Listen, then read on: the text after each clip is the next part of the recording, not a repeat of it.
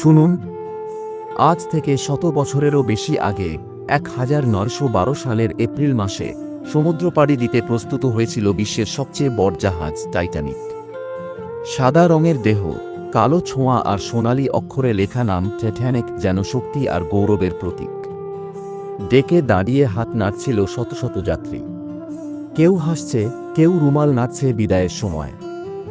ভিতরে ছিল রাজপ্রাসাদের মতো সাজানো হলো ঝলমলে ঝাড়বাতি, নরম কার্পেট, ঝকঝকে কাঁচের গ্লাসে শ্যাম্পেন। ডাইনিং হলে হাসিখুশির ভিড় আর বলরুমে বাজছিল বেহালার সুরে নাচের তালে পা ফেলে চলা মানুষেরা। গ্র্যান্ড স্টেয়ারকেস দিয়ে উপরে উঠছে ভদ্রলোকেরা, সোনালি ঘড়িতে তখন সকাল 10টা বাজছে। সবাই ভেবেছিল এ জাহাজ অডুবিতর। কিন্তু 14 এপ্রিল গভীর রাতে সেই গর্ব ভেঙে গেল।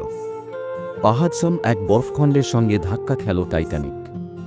মুহূর্তেই ফেটে গেল লোহার গা, কেবিনে ঢুকে পড়ল বরফ ঠান্ডা সমুদ্রের পানি।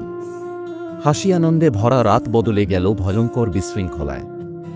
যাত্রীরা চিৎকার করছে, মায়েরা সন্তানকে আঁকড়ে ধরছে, কেউ লাইফ বোটে উঠতে মরিয়া, আবার কেউ অসহায় দাঁড়িয়ে শুধু তাকিয়ে আছে।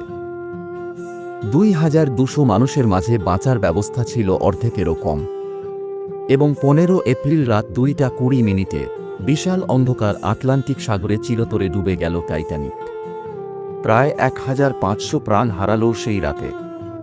আজও সমুদ্রের গভীরে ঘুমিয়ে আছে টাইটানিকের ধ্বংসাবশেষ।